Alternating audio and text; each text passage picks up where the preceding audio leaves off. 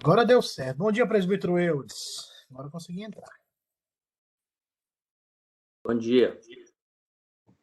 Aguardando a outra turma terminar. Uhum. Tudo bem? Tudo na paz. O senhor está tranquilo? Graças a Deus. Então vamos que vamos. Graça de Jesus. É isso aí. A graça de Jesus. A graça de Acordou aí, ó.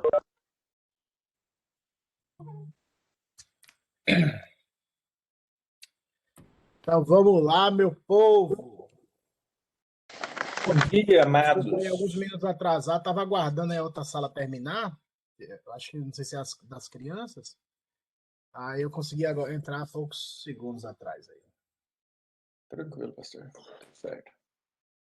E aí, família abençoada, esse quarteto fantástico aí. Ei, estamos indo. Deus vai dar vitória, irmão, como diziam nossos amigos. Deus vai dar vitória.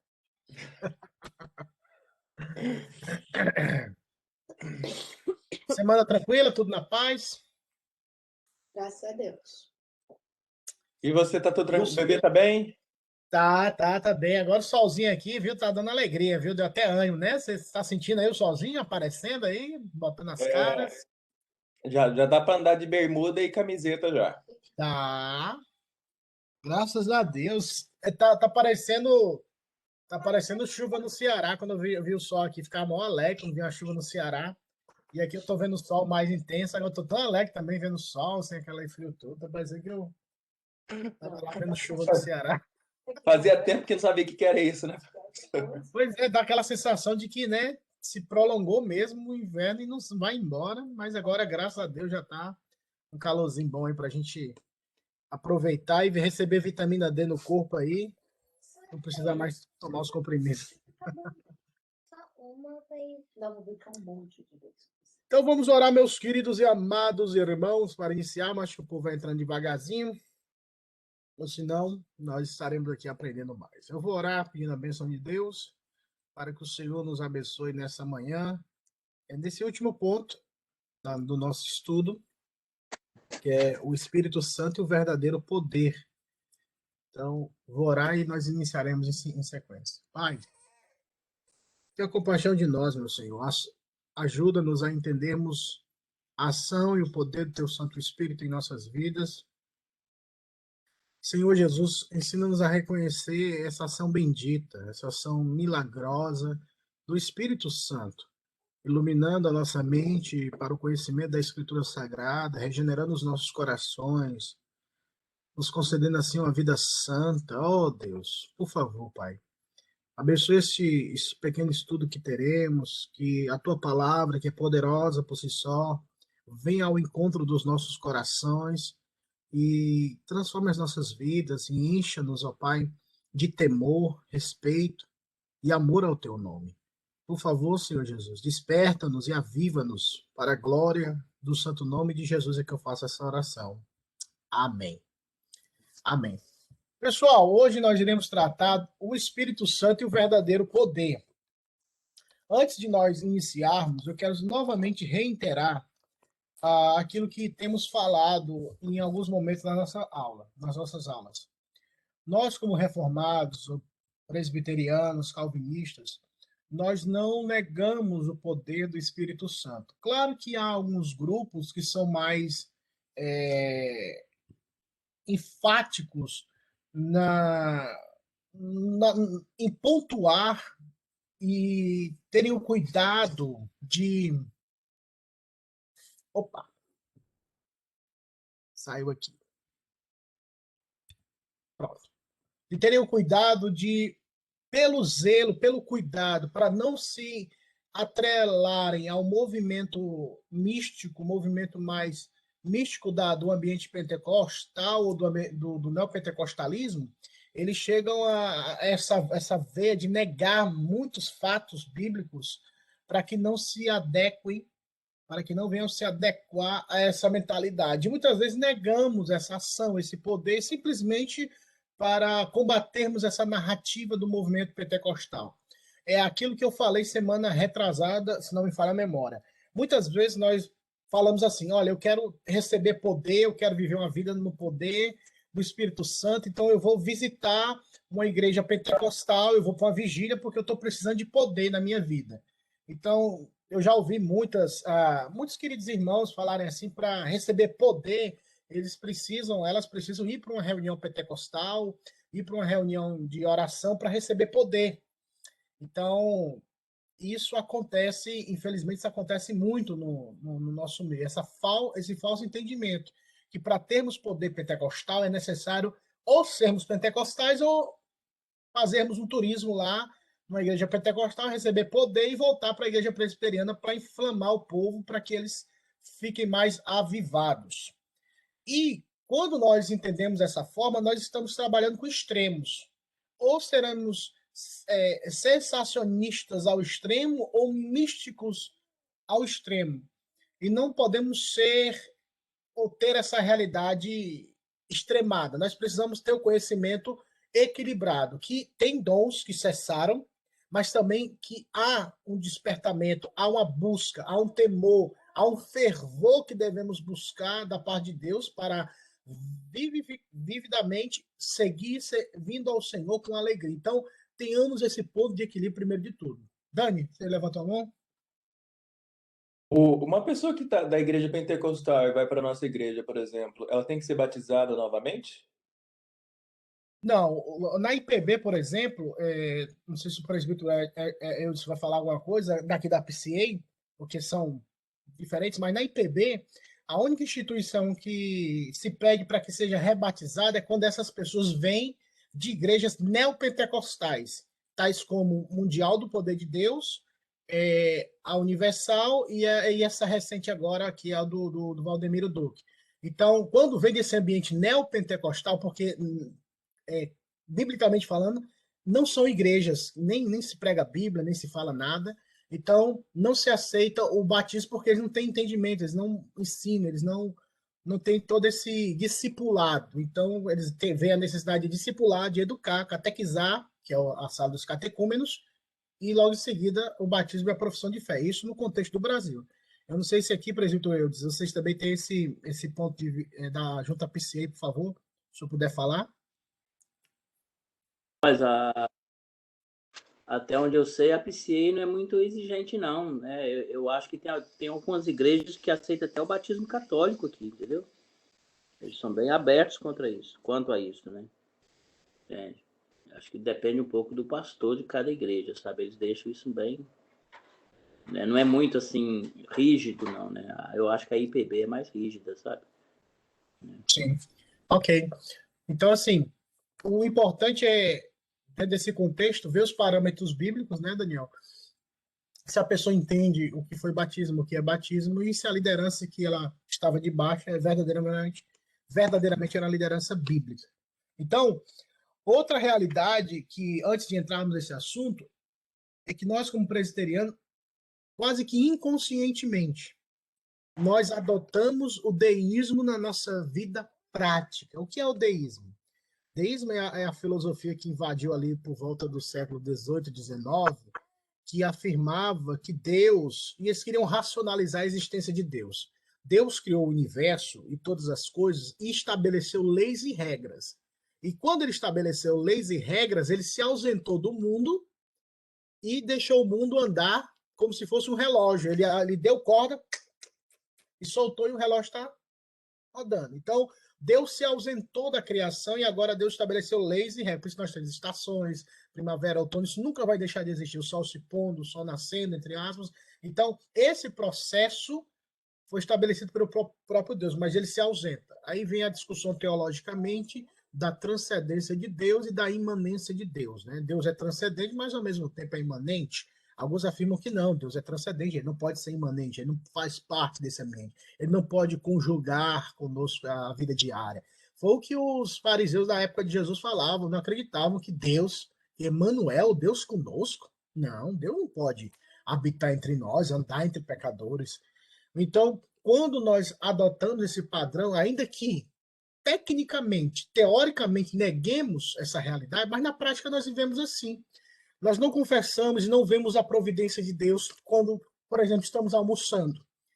Quando você almoça, quer seja em casa, ou na casa de alguém, ou lanchando, você dá glória a Deus pela comida e reconhece que ali é providência de Deus. Que o que você está comendo, o que você está vestindo, onde você está dormindo, você tem essa percepção consciente, essa percepção no seu intelecto, no seu coração, de que aquilo é providência de Deus.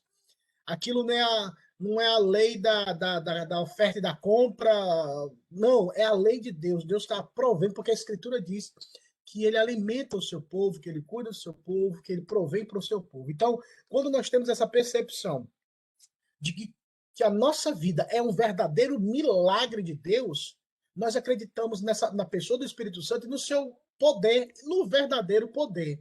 Porque muitas vezes o erro dos nossos irmãos pentecostais, eles erram grotescamente porque eles acreditam que o poder reside na hora do culto. Por isso você vê aqueles cultos animados, o fogo caindo, grito, pessoa pulando, rodando, e quando dá o amém, acabou, parece que tudo ali se extinguiu. O fogo se apagou e volta-se à vida normal. É também aquela realidade do santo e do profano, né? Santidade é da igreja, no mundo lá fora é algo profano, não se pode ver tal coisa. Então, vamos ter cuidado nesse divórcio da teoria com a prática, do falso entendimento do que é poder, do que é o verdadeiro poder do Espírito Santo na vida do cristão. Nós somos presbiterianos calvinistas, nós somos chamados a viver no poder do Espírito Santo, irmãos. A vida cristã é através do poder do Espírito Santo. Se eu falo o evangelho para vocês nessa manhã e vocês têm a disponibilidade, a intenção e o desejo de ouvir, é o Espírito Santo quem faz isso, irmãos.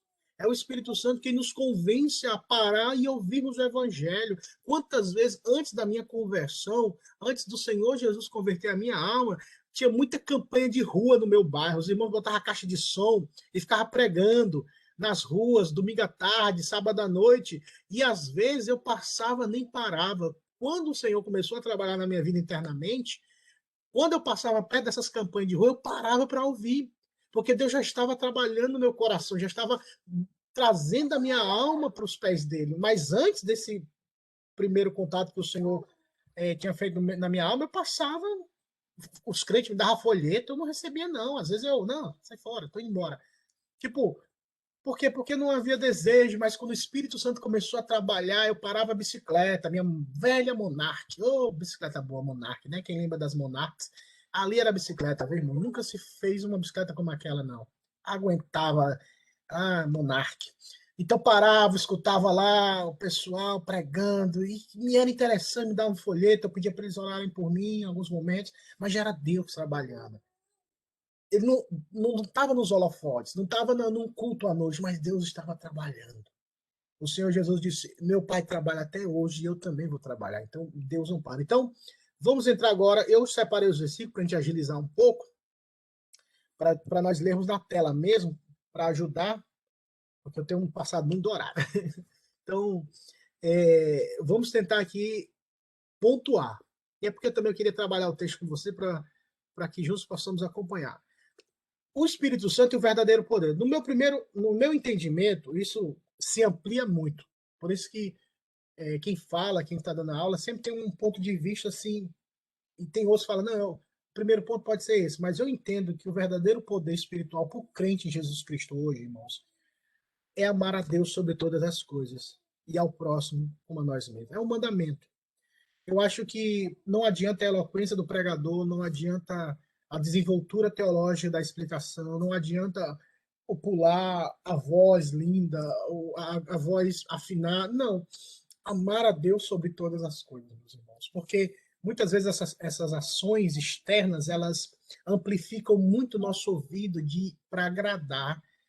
Mas Deus sabe verdadeiramente quem ama o Senhor, quem pertence ao Senhor. Então, nós cultivarmos esse amor internamente e externamente é fundamental.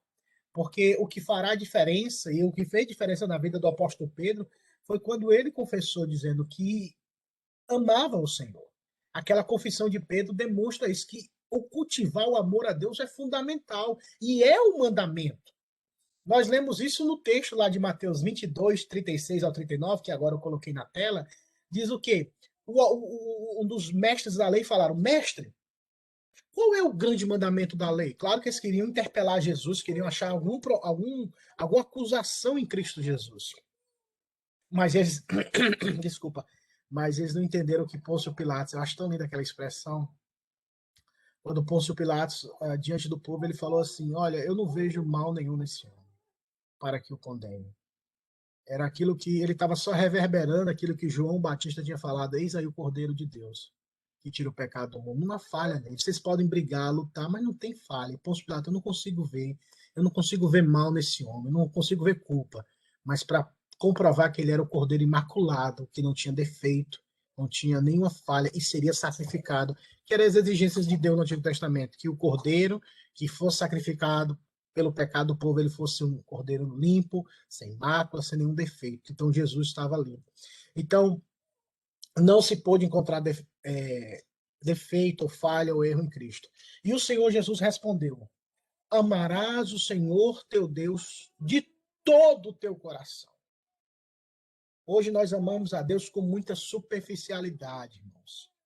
E muitas vezes achamos que o emocionalismo do ambiente religioso, que pode acontecer também, e pode ser produzido dependendo da situação, engana-nos e achamos que amamos o Senhor. Coração significa intenção, vontade, algo interno, aquilo que os fariseus não tinham na época do Senhor Jesus. Aqueles que viviam de forma hipócrita, eles eram externamente obedientes a todos os padrões religiosos, mas internamente eles não amavam o Senhor. Por isso, meus irmãos, cultivemos o amor ao Senhor no nosso coração. Olhemos para Cristo, olhemos para Jesus e digamos para ele, Senhor, ensina-me a te amar, ensina-me a te amar de todo o meu coração. E se você foi regenerado pelo poder do Espírito Santo, o Senhor Jesus te deu um novo coração, e esse novo coração clama por Deus, quer Deus, porque entende que Deus é o maior amor da sua vida. Ninguém jamais te amará ou te amou como Jesus. Nunca esqueça disso. Ele deu a vida por você, por nós na cruz, para perdoar os nossos pecados e nos dar a vida eterna. Ninguém jamais faria o que ele fez por nós. De todo o teu coração, de toda a tua alma e de todo o teu entendimento. Este é o primeiro e grande mandamento, ou seja, é o primeiro que tem que ser obedecido. O segundo, semelhante a isto, amarás o teu próximo como a ti mesmo. Mais à frente fala, toda a lei depende, os profetas e a lei dependem desses dois mandamentos. Então, se resumirmos como o Senhor Jesus resumiu, na nossa vida prática, não no aspecto teórico, como eu falei, dos deístas, que eles tecnicamente acreditam na existência de Deus, mas a imanência de Deus, o viver com Deus, não compete mais a nós. É como se fosse uma, entre aspas, uma predestinação fatalista, sem nenhum tipo de relacionamento, sem nenhum tipo de devoção. Por isso é que eu gosto muito dos autores antigos, homens que viveram para a glória de Deus, homens que devotaram a sua vida. A história da igreja conta isso, a era dos reformadores, chegando nos apóstolos. É possível ser crente, irmãos. É possível servir a Jesus. É possível sim. Se nascemos de novo, se o Senhor Jesus transformou a nossa vida, ele nos deu esse poder para dizermos não para o pecado e sim para Deus, para dedicarmos a nossa vida ao Senhor Jesus, meus irmãos. Então, o verdadeiro poder espiritual, primeiro de tudo, é amar a Deus. É amarmos o Senhor, termos como o maior amor da nossa vida. Eu amo a minha esposa, amo a minha filha, mas a minha esposa, a minha filha não morreram por mim na cruz. E quando eu morrer, elas não estarão do outro lado para me receberem na terra celestial. Elas não estarão diante de Deus para ser o meu advogado ou a minha advogada. Eles não estarão lá para perdoar os meus pecados e dizer, olha, eu comprei ele pelo meu sangue. Elas não estarão lá. Então, eu preciso amar o Senhor mais do que todas as coisas, ensiná-las de que, ainda que eu seja o provedor e o pastor da casa, elas não podem me amar mais do que o Senhor Jesus. Que o centro principal dessa casa, desse lar, tem que ser o Senhor Jesus, irmão, porque a nossa vida passa muito rápido, irmãos. Nós, assim, é muito rápido. Você vê, ó, Daniel um dia desse tinha 18 anos, hoje tem o quê? 29, Daniel?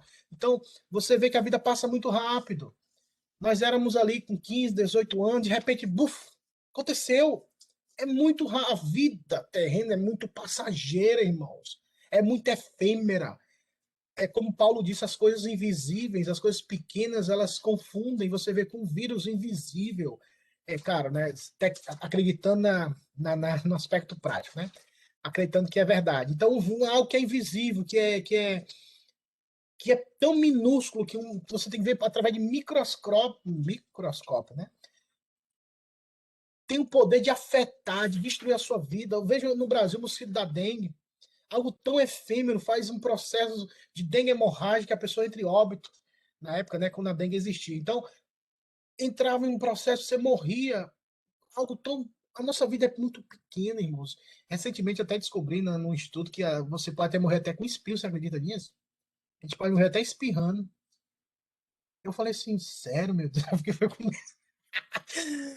Então, assim, porque a pressão é muito grande, então rompimento de artérias, de veias, por isso que o nosso olho fecha, ninguém consegue espirrar com o olho aberto, porque a pressão é tão grande, senão os olhos, eles pulavam fora desse quadro. Então, a nossa vida é muito pequena. Dediquemos a nossa vida ao Senhor, irmãos. Dediquemos, amemos o Senhor. O poder do Espírito Santo é isso, é amar o Senhor sobre todas as coisas, de todo o coração, de toda a alma, de todo o entendimento. O segundo que eu acho importante no verdadeiro poder espiritual na vida do crente, e isso o Espírito Santo nos deu, irmão.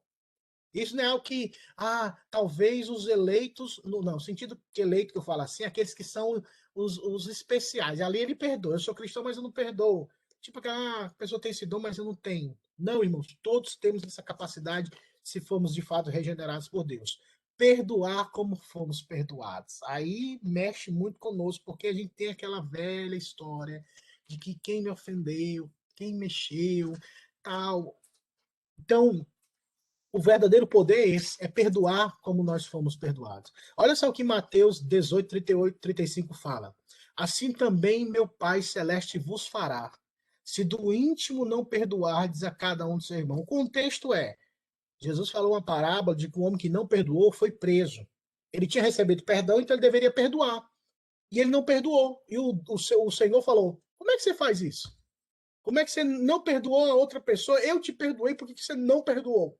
Então, aquele que recebeu o perdão e não perdoou, ele foi castigado. Aí chega essa conclusão. Assim também acontecerá com vocês. Quem vai fazer isso é o Pai Celestial. Por quê? Porque vocês não perdoaram o seu irmão do íntimo.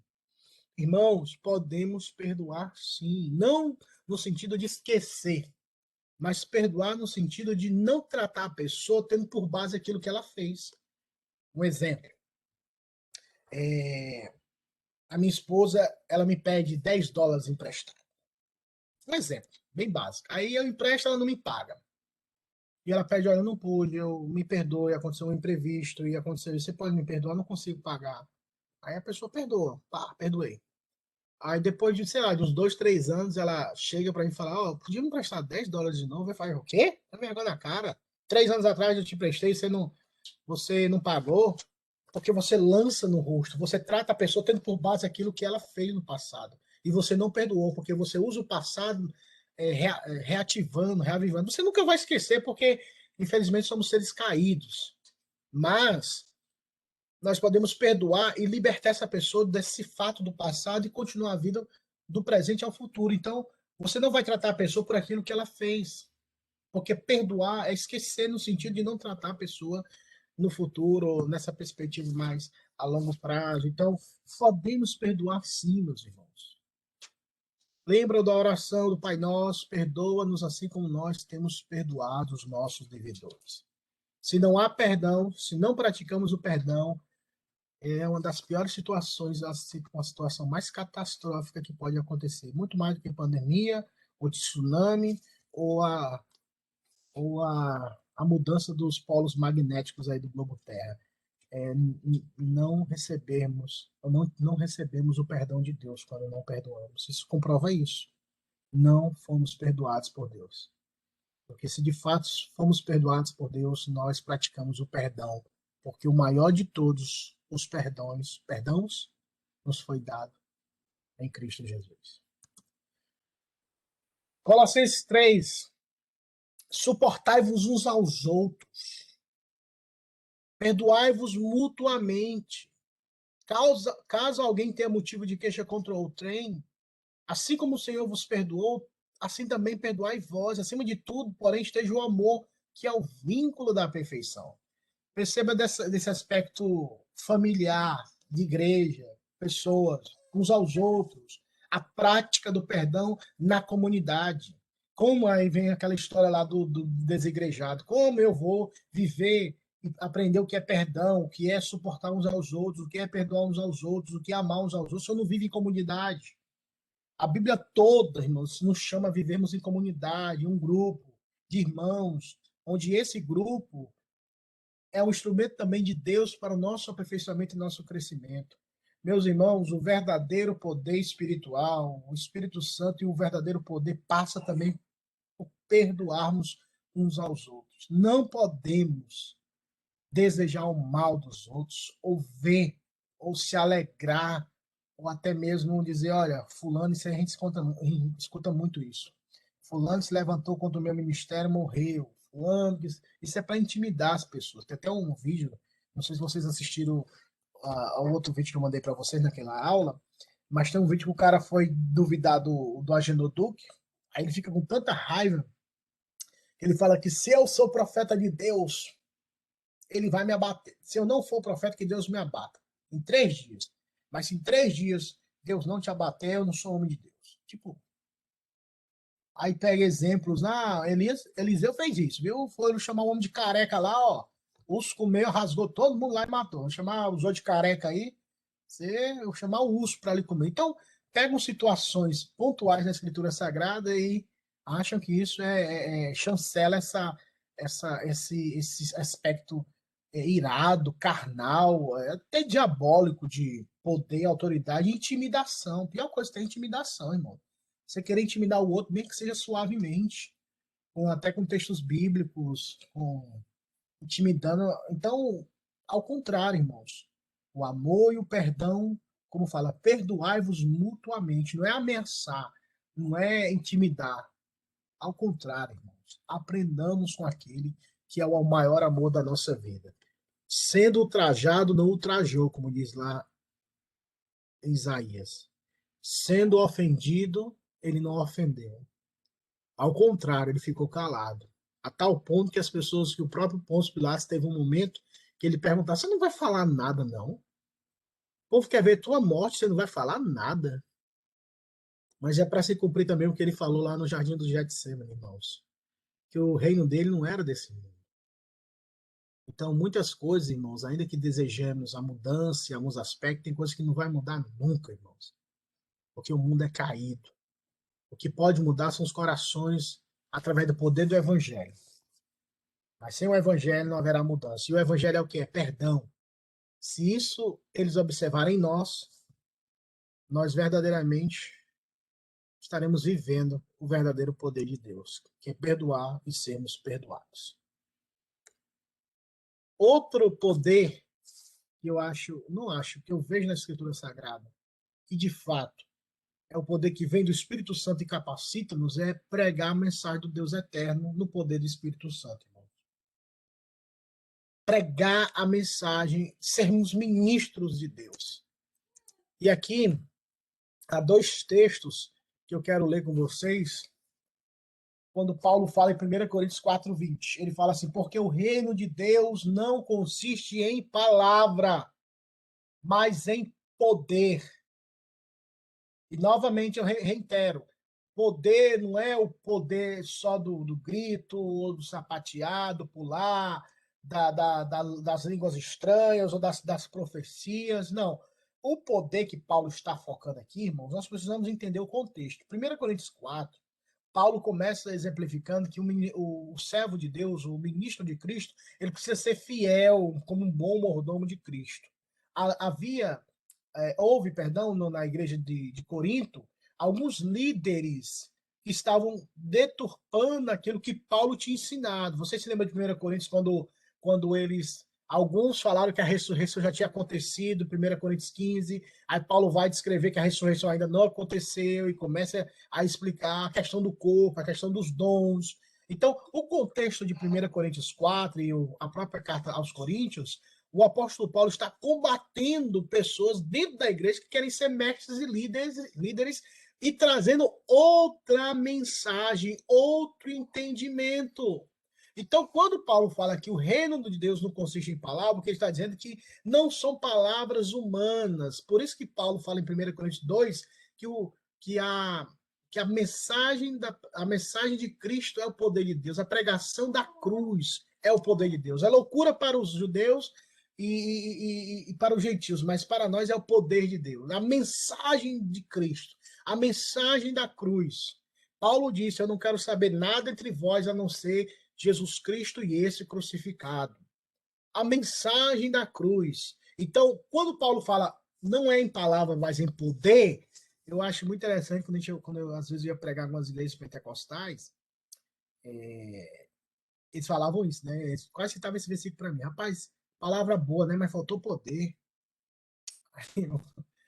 E eu falava, sério? Mas é mais o poder que eles achavam, porque eu não falava em língua, eu não gritava. Não, né?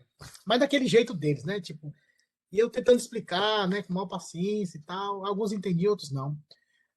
Mas é a vida. Quando fala poder, é poder da mensagem. A mensagem é que é poderosa.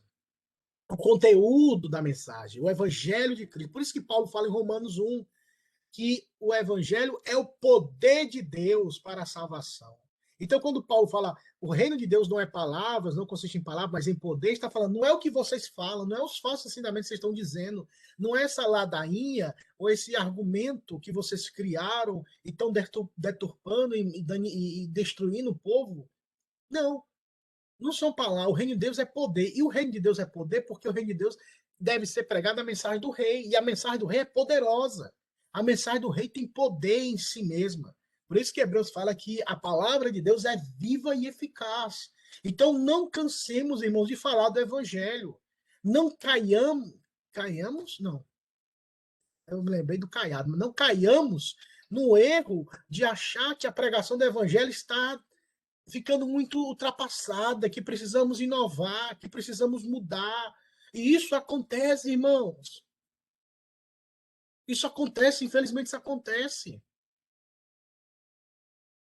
E nós não podemos ser guiados simplesmente pelo que os padrões desse mundo apresentam. Oh, pastor, não, traz essa mensagem não, traz algo mais assim, diferente, algo mais aplicado para a nossa vida. É que não faz sentido isso. Meus irmãos, não podemos cair nesse erro. Os apóstolos, sendo os apóstolos, não cansaram de falar essa mensagem. Por que nós cansaríamos? Por que nós desistiríamos? Ou porque nós traríamos outra mensagem a não ser Cristo Jesus? É aquele velho corinho que diz, né? Tema do bom pregador é o Calvário. Sempre. O pregador sempre tem que falar de Cristo, sempre tem que falar da cruz, sempre tem que falar do sacrifício de Jesus. Até porque eu não sei quem é salvo, eu não sei quem nasceu de novo. Então, nossa missão é pregar o evangelho, independentemente, para que Deus desvende os olhos daqueles que pertencem ao Senhor, que são povo de Deus. Então, poder do Espírito Santo é pregar o evangelho, irmãos. Pregar o evangelho, falar de Cristo, falar de Cristo, falar de Cristo, irmãos. Essa é a verdadeira mensagem, o verdadeiro poder espiritual. E não é só no púlpito, irmãos. A síndrome do púlpito, a síndrome do microfone. Não é nem a fobia, a síndrome porque eu não sei se síndrome é algo desejável, mas assim, é o desejo, só fala se for no microfone, só fala se for no púlpito. Meus irmãos, o Senhor Jesus, o Filho do Deus vivo, Todo-Poderoso, aquele que fez os céus e a terra, pela palavra do seu poder, que assenta no mais alto e sublime trono, ele pregou no poço, numa cacimba, para uma mulher, irmão, só ele e ela. Ele não chamou, traz mais gente aqui, porque tem pouca gente para me ouvir. Não, ele pregou para uma pessoa, irmãos. No pé de uma cacimba, no poço. No Ceará a gente chama de cacimba, viu? Mas é o poço. Tava lá, ele e ela, não tinha nenhum auditório, não tinha microfone, mas estava ele e ela. Mas esse mesmo Jesus é aquele que pregou as bem-aventuranças para a multidão. Então, nós não podemos santificar o ambiente ou desmerecer o ambiente porque tem muita gente, ou favorecer porque tem muita gente, ou pouca gente, meus irmãos. E os autores sempre falam isso, que os maiores e os melhores sermões de Cristo sempre foram pregados para uma ou duas pessoas. Nicodemos, de noite, irmãos. Ninguém, na escuridão. O Senhor Jesus conversa e João escuta a conversa de Jesus com Nicodemos e deixa para nós essa mensagem do nascer de novo. Ele não foi trocar figurinha teológica sobre os pontos principais da teologia histórica. Não, Nicodemo vem com conversa, meu filho tem que nascer de novo, meu filho. Nicodemos era mestre, meu rapaz, eu vou aproveitar que Nicodemos é PhD e tirar todas as minhas dúvidas. Não, você tem que nascer de novo. Pregar o evangelho, irmãos, pode ser para quem for. Vamos falar do evangelho. Se já é crente, falemos das grandezas de Deus para a nossa edificação. 1 Tessalonicenses, lá, agora, enquanto aqui eu vou melar minha garganta, eu chamar a irmã Sandra. Irmã Sandra, lê para nós aí essa segunda parte aí. Que pastor se empolga demais também, às vezes. Então, 1 Tessalonicenses está na tela. Você pode ler, por favor. Ok.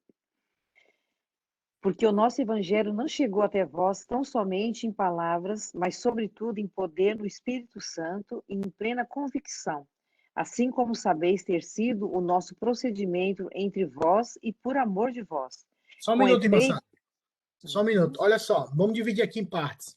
Olha o que a irmã Sandra leu. Ela falou que o evangelho chegou à região da Macedônia, de Tessalônica, também, né, a Macedônia. Não somente em palavras, ou seja, não foi assuntos seculares, não foi assunto trivial. Quando fala sobretudo em poder, é a mensagem do evangelho, irmãos. Não vamos mistificar aquela poder, poder, poder, aquela coisa toda. O poder é a mensagem do evangelho, é quando se prega o evangelho. Hoje o pastor pregou no poder, ele falou do evangelho, é o poder de Deus, é o evangelho. No Espírito Santo e em plena convicção, ou seja, o Espírito Santo trouxe convicção aos ouvintes. A pessoa escutou e falou: opa, eu creio, eu acredito, é verdade. Convicção, arrependimento, salvação. E ele, olha só, e vai muito mais agora para nós como crentes, não vou dizer só para os líderes, mas especialmente para os líderes, mas vamos aplicar como os crentes. Olha só o que Paulo fala, assim como sabeis ter sido o nosso procedimento. Ou seja, aquilo que eu falo é aquilo que eu vivo, aquilo que eu vivo é aquilo que eu falo. Ele falou: meu procedimento entre vós, vocês viram a minha conduta. Eu fiz isso pela pregação do evangelho e porque eu amei vocês, por amor de vocês. Ou seja, eu quis ser um testemunho vivo da verdade que eu pregava. Por isso que Paulo fala: sede meus imitadores, como eu também sou de Cristo. Aí nós carnalizamos demais, irmãos. A gente fica, não dá, todo mundo erra mesmo, todo mundo mente mesmo, todo mundo rouba mesmo, todo mundo mata mesmo, vamos matar também, vamos roubar, vamos todo mundo pro inferno. Não, meus irmãos, tem que ter diferença. Paulo era carne igual eu e você, ele não tinha uma unção especial de dizer: olha, ele não tem desejos carnais, ele não tem tentação, ele não tem problema nenhum. O cara é um pedaço de santo andando na terra. Ele era como eu e você, meus irmãos, mas a diferença é aquele ponto. Quem busca mais, recebe mais. Quem se dedica mais, você vê frutos, você vê vida. Então, perceba que a mensagem ela é acompanhada da vida. Não adianta termos gigantes do público, como diz o pastor Hernandes Dias Lopes, e pigmeus na oração. Pessoas que não vivem o que pregam. Isso mata a igreja, isso destrói e entra em conflito no povo, quando vê a teoria e a prática, e fala: não, se a pessoa não vive dessa forma, por que que eu vou viver? Por favor, Marcelo, continua. Vós, com efeito, vos tornastes imitadores nossos e do nosso Senhor, tendo recebido a palavra, posto que em meio de muita tribulação, com a alegria do Espírito Santo, de sorte que vos tornastes modelo para todos os crentes na Macedônia e na Acaia. Olha só, você viu isso? Você percebeu isso? Ele fala: vocês se tornaram os nossos imitadores, irmãos. E Paulo não tem problema em relação a isso, porque é melhor que você seja um exemplo que as pessoas sigam de piedade, de amor, do que um exemplo carnal. E ele continua: do Senhor também. Eles receberam a palavra, que foi a pregação, que é o poder, e nisso se deu em meio às tribulações. Todavia, com a alegria do Espírito Santo, irmãos. A alegria é um fruto do Espírito. E, como consequência, os irmãos de Tessalônica, eles se tornaram exemplos, modelo. Rapaz, eu quero ser crente igual o Daniel, cara. A pessoa, Daniel. Quero ser crente igual o Daniel, igual a Taizinha, igual a Sandra, o presbítero Eudes. Oh, rapaz, eu quero ser igual a esses irmãos. É isso que tem de ser, irmãos. padrões de exemplo. Não porque eu vou ter que ficar bonitinho, porque agora é período, né, de eleição, então eu tenho que mostrar que eu sou crente. Que não, irmãos, isso tem que ser algo, o padrão da nossa vida. Então, meus irmãos, pregar o evangelho do Deus eterno no poder do Espírito Santo, porque trazemos a mensagem, mas no poder do Espírito Santo nós também vivemos essa mensagem. Irmãos, como isso é lindo. Como isso é lindo, você demonstrar com a vida, como proceder, o poder de Cristo. Não podemos negligenciar a pregação, jamais. Mas a pregação ela é acompanhada da vida. Como eu falei lá no início, há um erro muito grande no nosso meio, como reformados, dessa questão da teoria e a prática. E às vezes nós enaltecemos muito o conteúdo teológico, que não é errado, é certo, mas negligenciamos a prática, negligenciamos a efetivação daquilo que falamos na prática. Aquilo que eu sempre falo, a metabolização do evangelho em práticas, em demonstração. Como eu falei, aquela questão, né? Eu sei que é difícil de acreditar, mas eu já fiz ginástica olímpica e dava aqueles saltos lá, e ninguém acreditava, porque eu era bem fortinho, né? Na verdade, irmãos, é a diferença do gordinho de quem tem o osso grosso. Minha mãe falava isso, que eu sou baixinho, robusto, porque eu tenho os ossos grossos, né?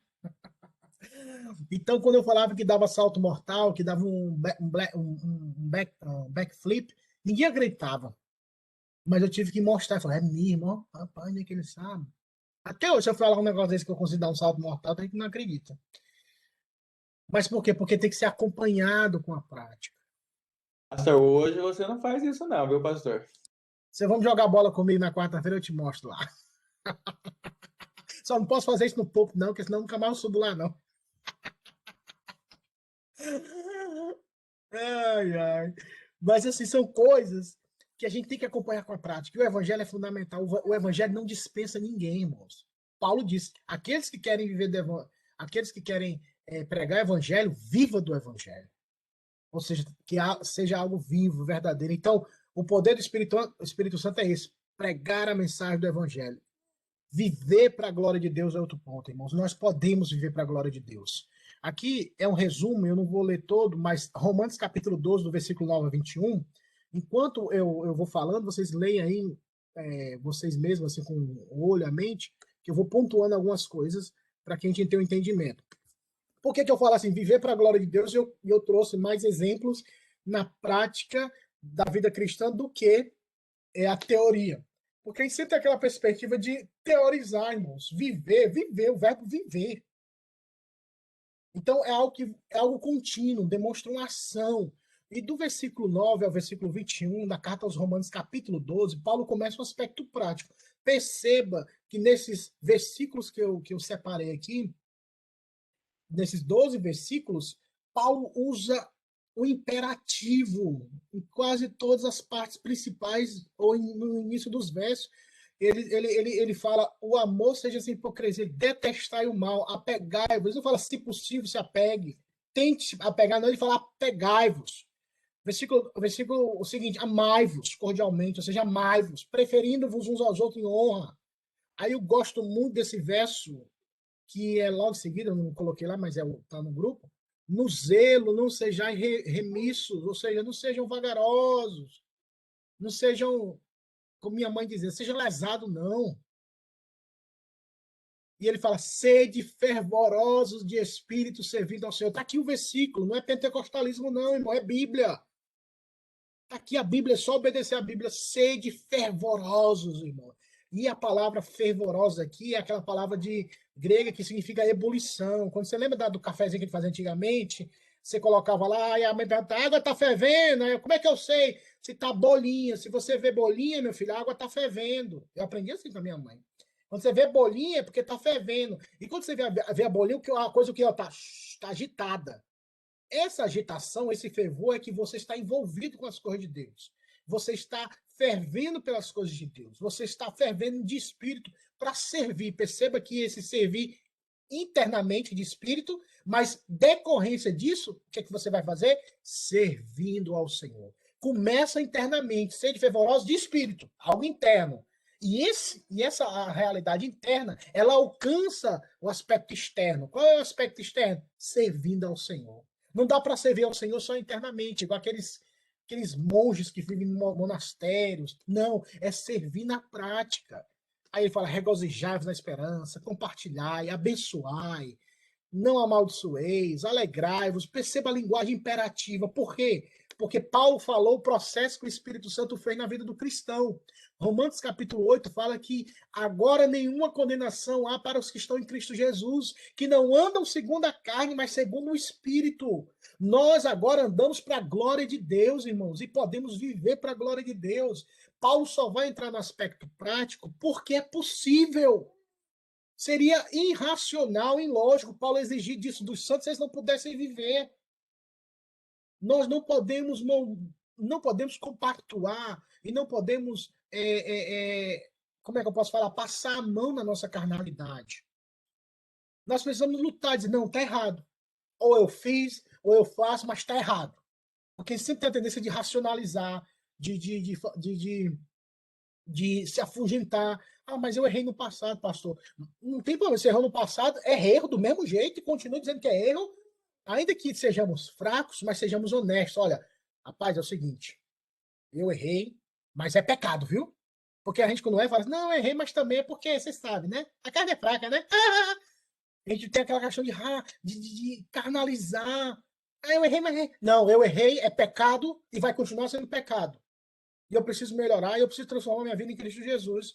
Você percebe que muitas vezes as pessoas, quando erram, elas querem racionalizar seu erro, elas querem cristianizar o seu pecado para que elas não sejam confrontadas. Nós precisamos confrontar nós mesmos, irmãos. É errado, eu estou errando, eu estou pecando, e isso é errado, e eu vou melhorar, em nome de Jesus, Deus vai me dar graça.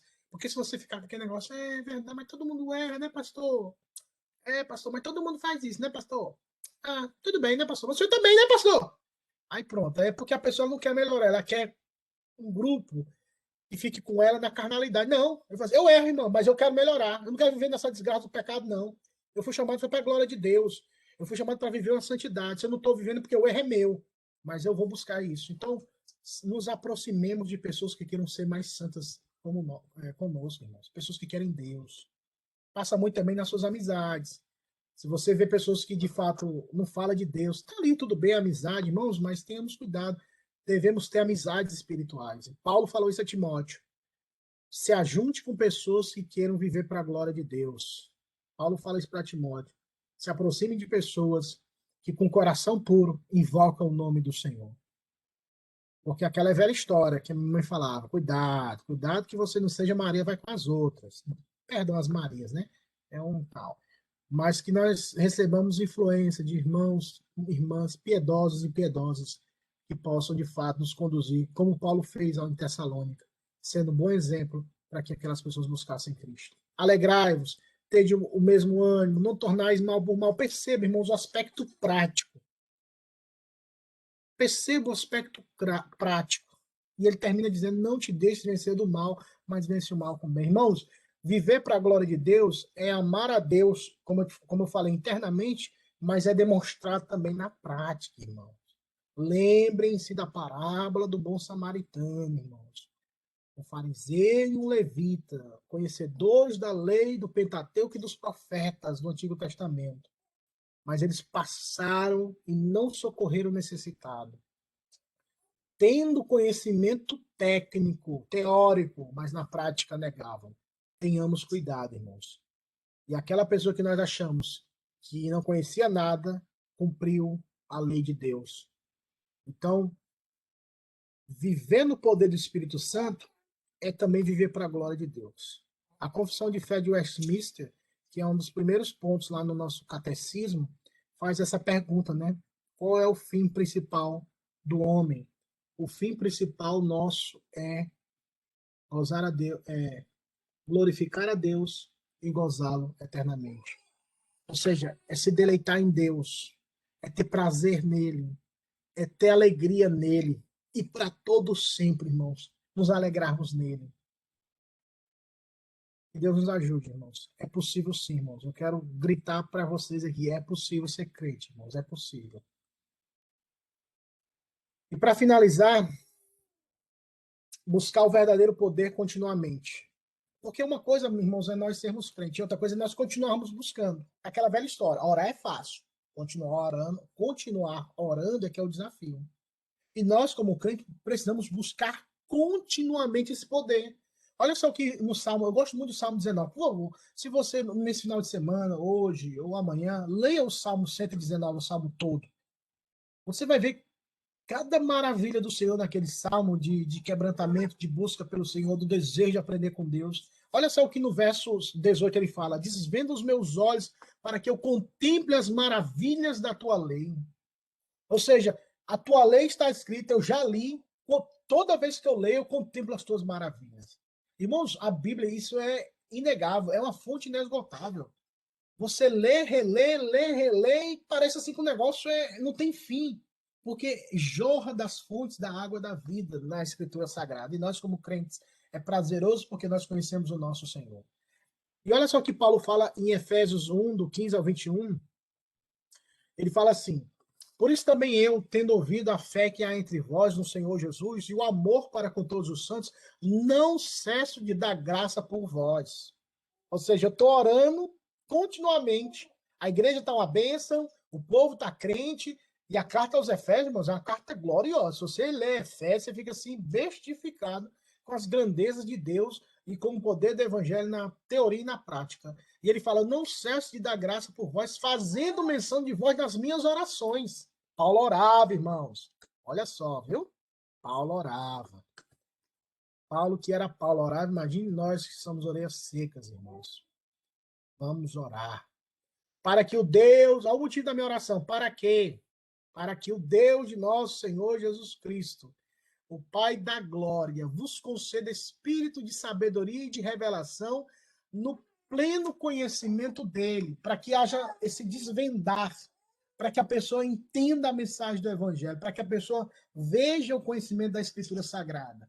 Aquilo que Paulo tinha explicado. E no verso posterior ele fala: iluminados os olhos do vosso coração. Quando ele fala olhos do vosso coração, é o entendimento interno, ter a compreensão, ter a percepção, para saberes qual a esperança do seu chamamento, com a riqueza da glória, da sua herança, dos santos, e com a suprema grandeza do seu poder para com os que cremos, segundo a eficácia da força do seu poder. Olha, poder, poder, poder. E perceba que esse poder, poder, poder está atrelado à mensagem e o entendimento dessa mensagem. É o entendimento dessa mensagem. E ele pede na oração que sejamos iluminados e possamos entender, que a venda possa ser tirada dos nossos olhos e continuarmos buscando esse verdadeiro poder, que é a mensagem, o entendimento da Escritura Sagrada, o qual exerceu ele em Cristo, ressuscitando entre os mortos, fazendo sentar à sua direita nos lugares celestiais, acima de todo principado e potestade, poder e domínio de todo nome que se possa referir, não só no presente século, mas também no vindouro. Vamos buscar, irmãos. Então, para finalizarmos, tenhamos isso em mente.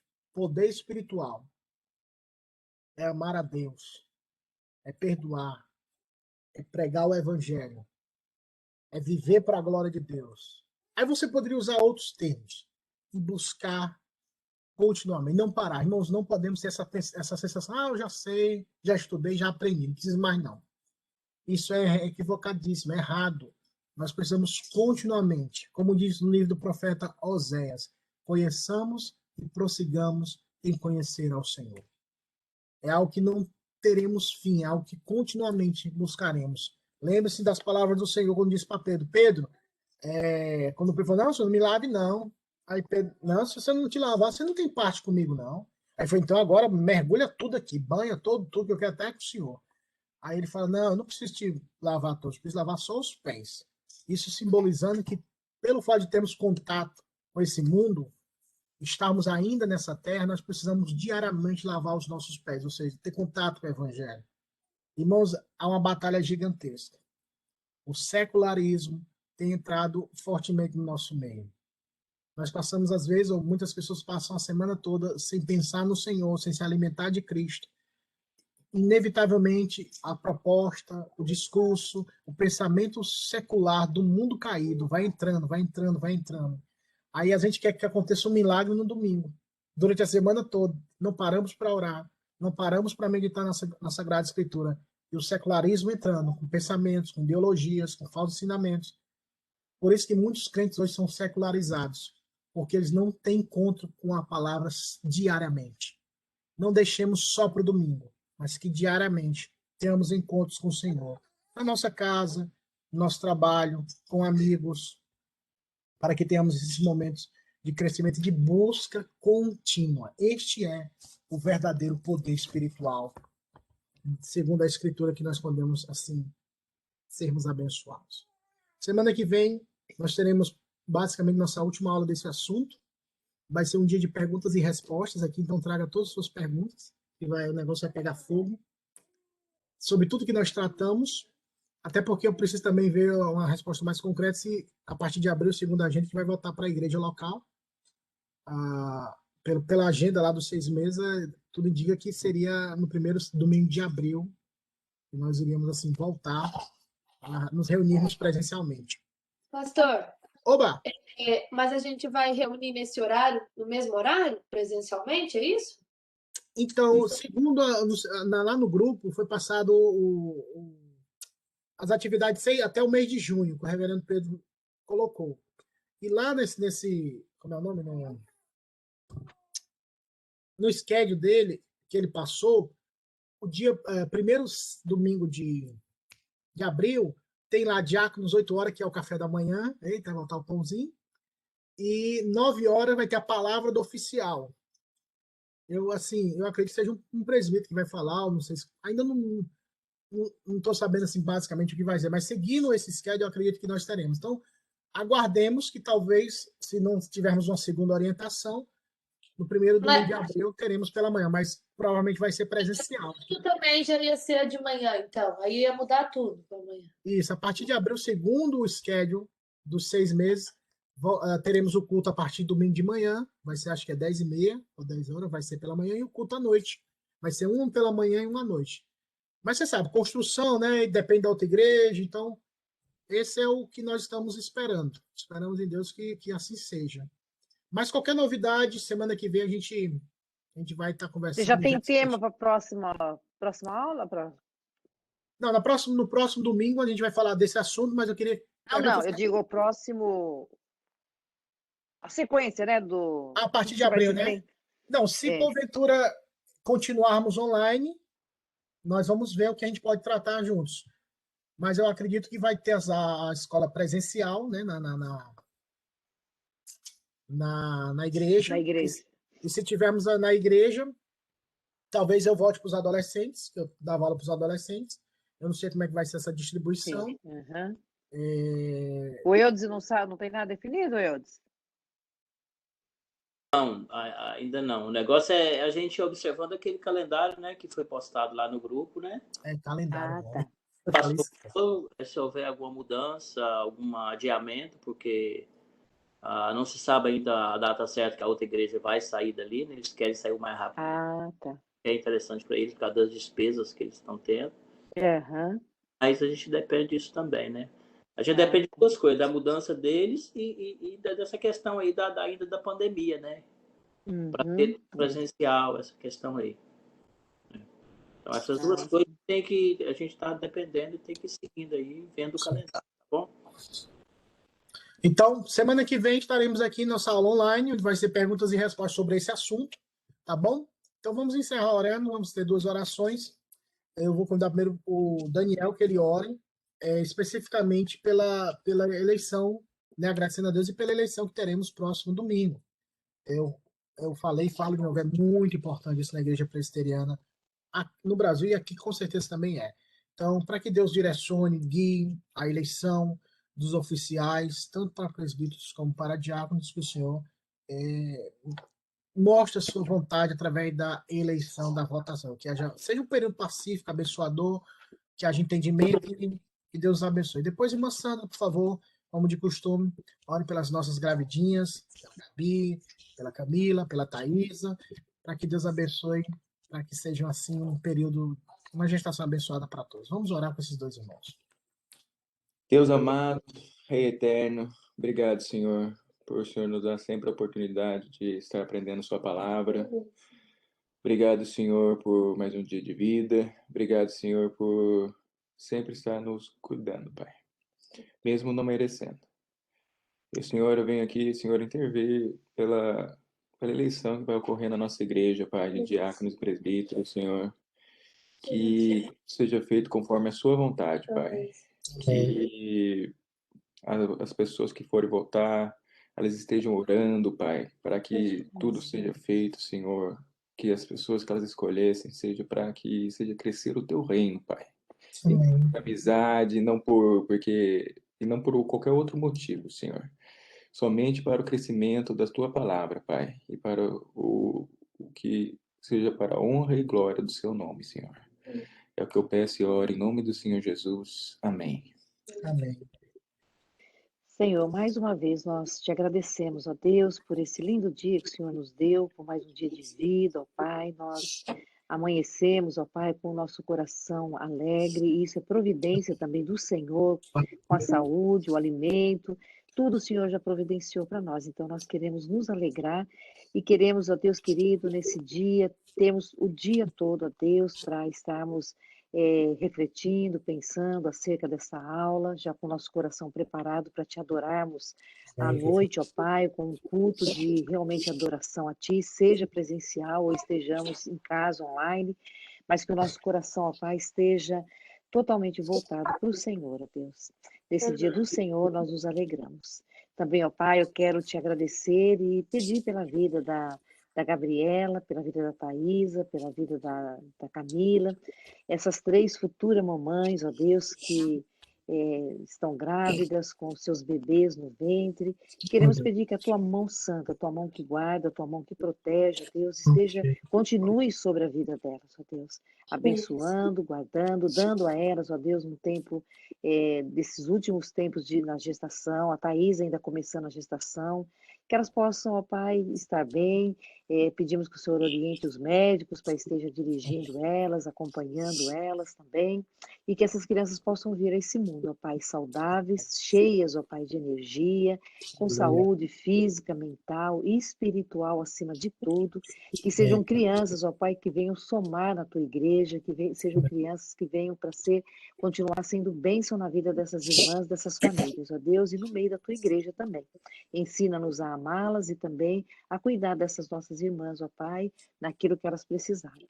Usa-nos, ó Pai, conforme a tua vontade. Obrigado pela vida do pastor Jeff, mais uma vez. Obrigado pela família dele, que o Senhor continue cuidando de cada um deles, de acordo com suas necessidades. Obrigado por nós que estivemos aqui nessa aula, Deus, que a tua palavra possa realmente, ó Deus, nos ensinar e nos ajudar a sermos praticantes dela, Deus, como nós estudamos hoje. Ó Pai, aumenta também o nosso fervor espiritual, ó Pai, enche-nos cada vez mais do Teu Espírito Santo, ajuda-nos, ó Pai, a Te amar, a Te buscar, a Te querer, a termos mais tempo de oração, a estarmos mais tempo na Tua presença.